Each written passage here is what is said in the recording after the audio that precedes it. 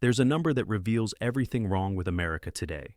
In 1980, the average American home cost 3 times the median income. Today, that same home costs 8 times what we earn. But here's what should grab our attention. This wasn't some natural disaster or inevitable economic evolution. This was engineered. Let me paint you a picture of what America looked like when our system still worked. In 1980, Jennifer Martinez's mother, Rosa, was a 24-year-old elementary school teacher in Phoenix. She earned $18,500 a year, which was slightly below the national median income of $21,020. The average home in her neighborhood cost $18,500 a year, $68,700. Rosa could realistically save for a down payment in 2 to 3 years, while renting a decent apartment for $280 a month, just 15% of her income. Think about that math for a moment. A public school teacher could afford to live independently, save money, and buy a 3-bedroom house with a backyard where she planned to raise her children. Rosa Martinez did exactly that in 1982, purchasing a 1,200 square foot home with a 30-year mortgage payment of $780 monthly. Her housing costs consumed 35% of her income, leaving plenty for groceries, car payments, and even family vacations. Fast forward to today, and Rosa's daughter Jennifer teaches at the same elementary school. Jennifer earns $52,000 annually, which adjusts to significantly more than her mother made when accounting for inflation. But here's where our American dream turned into a nightmare. That same neighborhood where Jennifer grew up now has a median home price of $485,000. The house where she played in the backyard as a child recently sold for $520,000. Let me break down Jennifer's reality in 2024. She can't afford a studio apartment in the neighborhood where she teaches our children, even if she somehow saved every penny for a down payment, which would take her 15 years of perfect discipline. Her monthly mortgage payment would exceed $3,200. That's 74% of her take-home pay before she buys a single grocery item or puts gas in her car. So Jennifer lives 45 minutes away in a shared apartment, spending $1,800 monthly for a bedroom in a house with 3 strangers. She drives an hour and a half daily to teach in the community where she can't afford to live. This is what happened to our American dream, and it didn't happen by accident. The transformation began with a series of deliberate policy decisions that most Americans never heard about. In 1982, the federal government deregulated savings and loan institutions, fundamentally changing how housing finance worked in our country. Previously, local banks made mortgages to local families and kept those loans on their books. Bankers knew their borrowers personally and had skin in the game. But deregulation allowed these institutions to package and sell mortgages to Wall Street investors, disconnecting the people making loans from the people taking the risk. Suddenly, housing wasn't just about providing shelter for American families. It became a commodity for global financial speculation. Then came the mortgage interest deduction expansion in 1986, which sounds boring until you understand what it actually accomplished. This policy change subsidized larger, more expensive homes while providing zero benefit to renters. We literally created a tax code that rewarded wealth accumulation through real estate while penalizing people who couldn't afford to buy. The coup de grace arrived through a policy most Americans still don't know exists. In the 1990s and 2000s, our government gradually removed restrictions on foreign investment in residential real estate. Suddenly, American homes weren't competing in American markets. They were competing in global markets where oligarchs, corrupt officials, and sovereign wealth funds could park unlimited money. Here's what this means in human terms. When Jennifer's mother bought her house in 1982, she competed against other local families for available homes. Teachers, firefighters, mechanics, and nurses could all participate in the market because homes were priced for local incomes. When Jennifer tries to buy a home today, she's competing against investment algorithms managed by BlackRock, which owns over 80,000 single-family homes across America. She's competing against Chinese investors moving money offshore, Russian oligarchs parking wealth in American real estate, and private equity firms that view her neighborhood as an Excel spreadsheet optimization problem. The numbers reveal the devastating scope of this wealth transfer. In Jennifer's Phoenix neighborhood, 43% of recent home purchases were made by investors, not families. These aren't small-time landlords fixing up properties. These are institutional investors who buy homes sight unseen, often paying cash 20% above asking price. But here's the part that should make every American furious. This system isn't just pricing out individual families. It's systematically transferring wealth from younger generations to older ones. Rosa Martinez's home, purchased for $68,700 in 1982, is now worth $520,000. That's a 658% increase, while her daughter's teaching salary increased just 181% over the same period. Rosa accumulated $451,300 in housing wealth simply by owning property during the period when our policies transformed housing from a consumption good into an investment vehicle.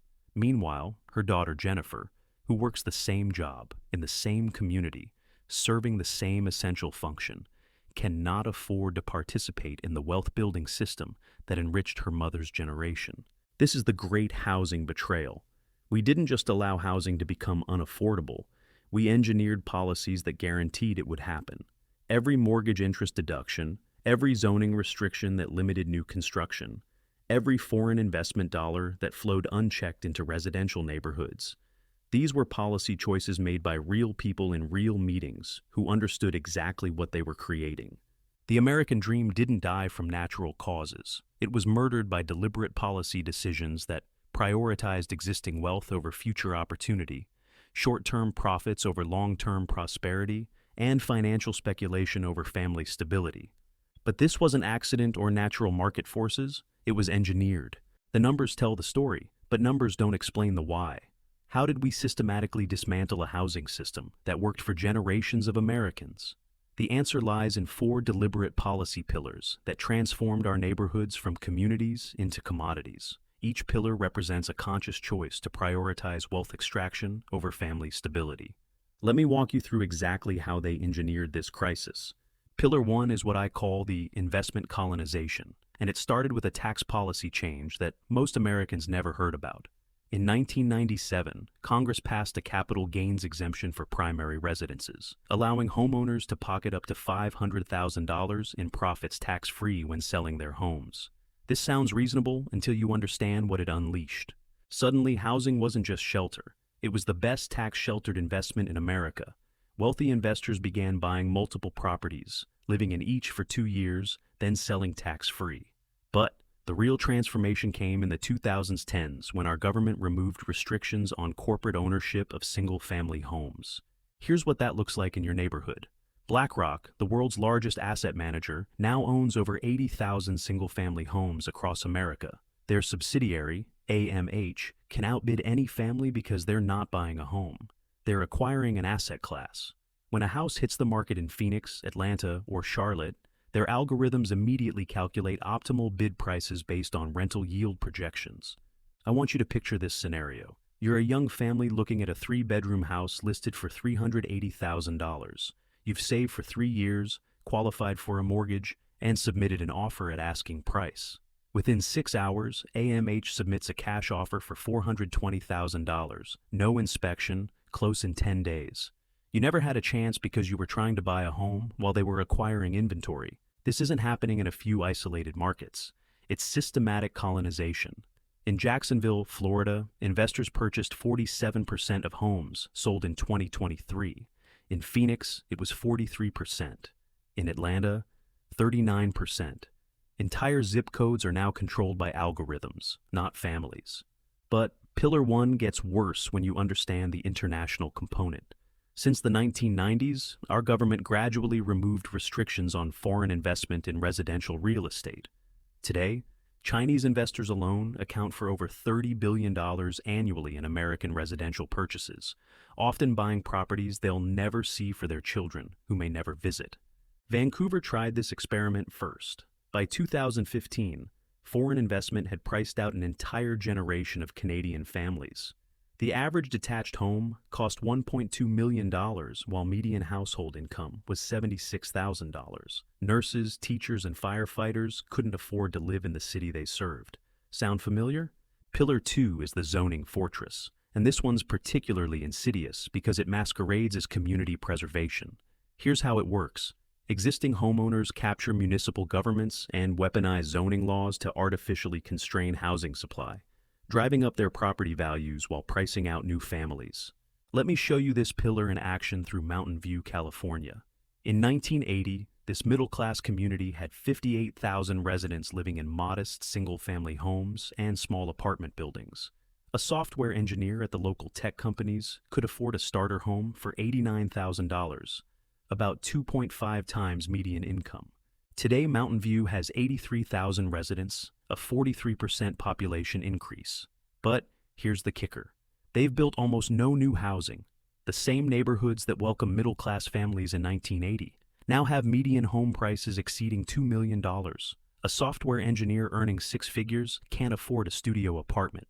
This didn't happen because land became scarce. Silicon Valley has thousands of acres zoned for single-family homes that could accommodate duplexes, townhomes, or small apartment buildings.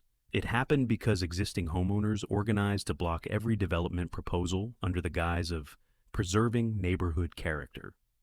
Translation: we got ours, and we're going to use government power to make sure you can't get yours.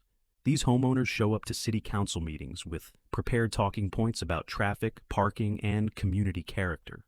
But the real agenda is transparent.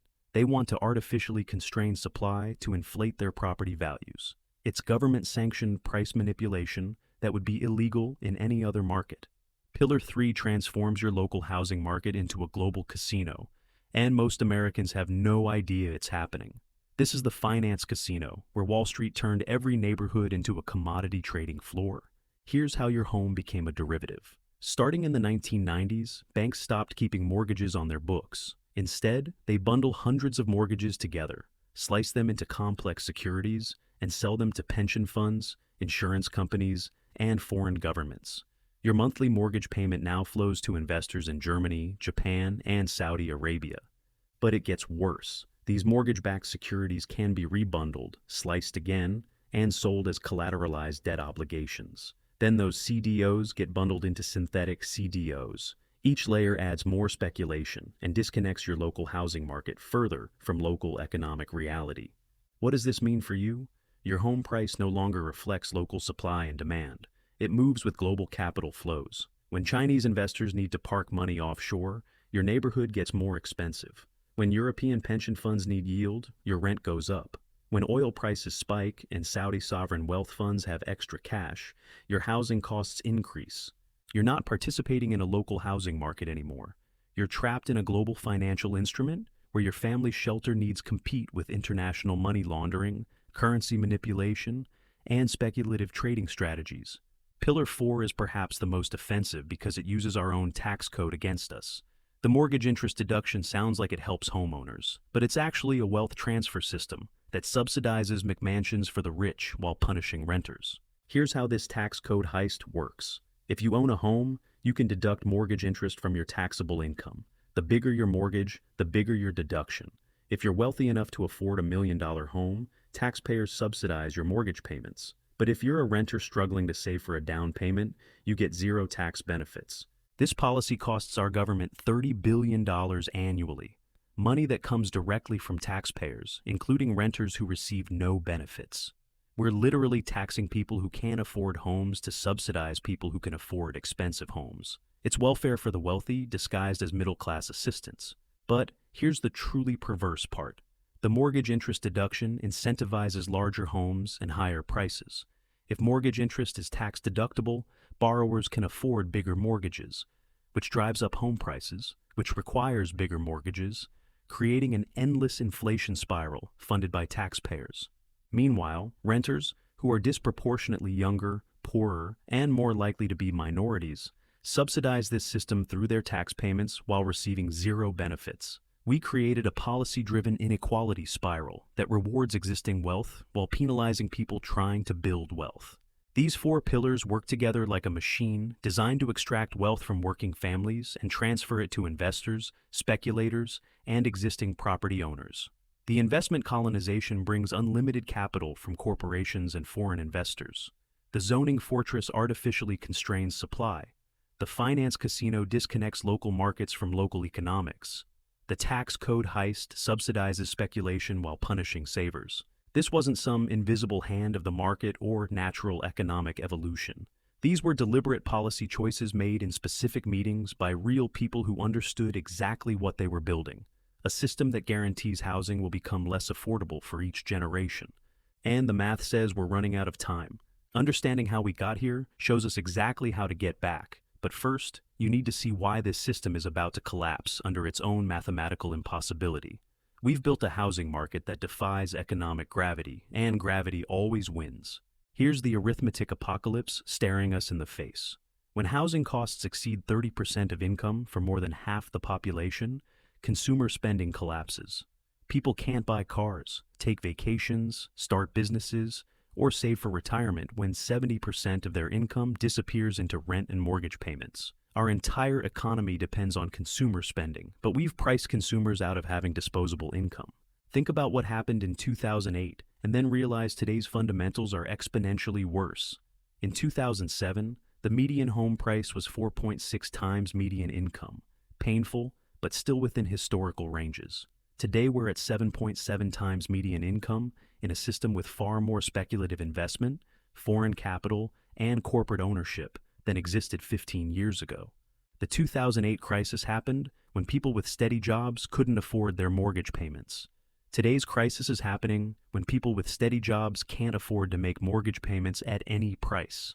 We're not looking at a subprime lending problem. We're looking at a complete breakdown of the relationship between housing costs and American incomes. Let me show you what this looks like in human terms through Marcus Thompson, a firefighter in Denver. Marcus saves lives for a living, works 50-hour weeks, and earns $67,000 annually. He's 32 years old, has excellent credit, and lives in his Toyota Camry because he can't afford rent in the city he protects. Marcus tried everything. He looked at studio apartments 90 minutes from the fire station, still $1,800 monthly. He considered roommate situations, but most landlords want proof of income 3 times the rent, meaning he'd need to earn $5,400 monthly for an $1,800 apartment. He makes $5,583 monthly before taxes. So Marcus sleeps in his car behind a 24-hour gym where he showers each morning before his shift. He stores his uniforms in a storage locker and eats most meals at the fire station. A man who runs into burning buildings to save strangers can't afford a one-bedroom apartment in the community he serves. When essential workers can't afford to live where they work, society breaks down. Marcus isn't an isolated case. He's part of a mathematical certainty. Denver has 1,847 firefighters, police officers, teachers, and paramedics who qualify for housing assistance because their full-time public service jobs don't pay enough for market-rate housing. But the breakdown goes beyond individual hardship. It creates political instability that follows economic inequality with mathematical precision. Look at California's homeless population, which exploded from 134,000 in 2014 to over 180,000 today. This isn't a drug problem or mental health crisis. It's a housing cost crisis. Here's what should terrify every American. California's homeless explosion directly correlates with areas where housing stress peaks. In Los Angeles County, a family earning $80,000 annually qualifies for low-income housing assistance. Think about that. A household earning significantly more than the national median income is considered low income because housing costs have detached from economic reality. This creates voting patterns that destabilize our entire political system. When working families can't afford basic shelter, they vote for increasingly radical solutions. The communities with the highest housing stress show the most extreme political swings because desperate people support desperate measures. Now, here's the wealth destruction countdown that makes this crisis inevitable, not just probable. 78 million baby boomers are entering retirement over the next 15 years. Their retirement plans depend on selling their homes to fund their golden years. But they're about to discover that Gen X and millennial buyers don't exist at current prices. Rosa Martinez, our Phoenix teacher from 1982, is now 66 and planning to retire. Her home is worth $520,000, and she's counting on that equity to supplement her teacher's pension. But who's going to buy her house? Her daughter Jennifer can't afford it. Neither can Jennifer's friends, colleagues, or anyone in their generation who works normal jobs. The math is simple and brutal. When sellers outnumber viable buyers, prices collapse. We've created a system where boomers accumulated housing wealth by pricing out the very generations who would need to buy their homes. It's a Ponzi scheme with houses instead of stocks, and we're approaching the moment when new participants can't afford to join. But here's what gives me hope, and it should give you hope too. This isn't some mysterious economic force beyond our control. Since we engineered this crisis through specific policy choices, we can engineer our way out through different policy choices. Let me show you what solutions look like in the real world. Singapore achieved 90% home ownership through public housing that's beautiful, well-maintained, and available to middle-class families. They didn't eliminate private markets. They created public alternatives that prevent speculation from dominating family housing needs.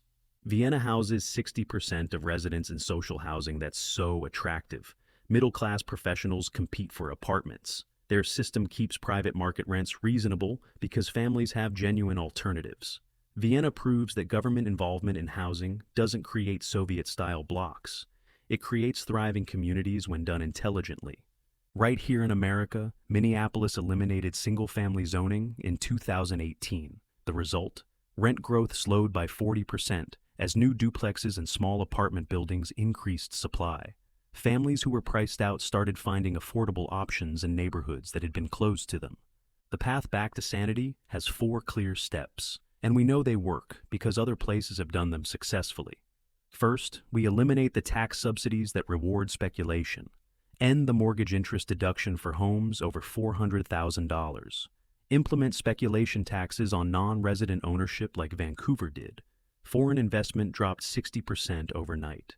Tax vacant properties to discourage warehousing. Second, we break the zoning fortress. Minneapolis showed the way. Allow duplexes, townhomes, and small apartment buildings in single-family neighborhoods. This isn't about destroying suburban character. It's about letting families who work in communities actually live in those communities. Third, we create public alternatives to private speculation, not Soviet housing blocks, but beautiful, well-designed communities like Vienna's that give families real choices and prevent private markets from extracting unlimited rents. Fourth, we regulate corporate ownership of single-family homes.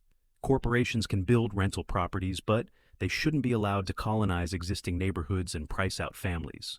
These aren't radical ideas. They're how housing worked in America before we broke it. We had policies that prioritized families over financial speculation, local ownership over global capital flows, and long-term community stability over short-term profits. The choice is stark and immediate. We can implement managed policy corrections now, or we can wait for automatic market corrections that will destroy wealth for everyone. Either Jennifer Martinez gets policies that allow her to afford a home, or Rosa Martinez loses her retirement wealth when housing prices collapse because no one can afford to buy. But here's what should give every American hope. Change is happening at the grassroots level. In Austin, Portland, and Charlotte, ordinary families are organizing to defeat NIMBY city councils and force new housing construction. They're showing up to zoning meetings, supporting candidates who prioritize housing affordability, and proving that local action can overcome entrenched interests. The real enemy isn't housing scarcity. It's policy capture by people who benefit from artificial scarcity. When regular families understand that housing costs aren't natural disasters but policy choices, they vote differently, organize differently, and demand differently. That number I started with, houses costing 8 times income instead of 3 times income, that's not inevitable math. That's reversible policy. The American dream didn't die from natural causes, and it doesn't have to stay dead. We know what broke it. We know how to fix it. The only question is whether we'll choose to act before the math forces a correction that destroys wealth for everyone. The time for managed solutions is now, while we still have the choice.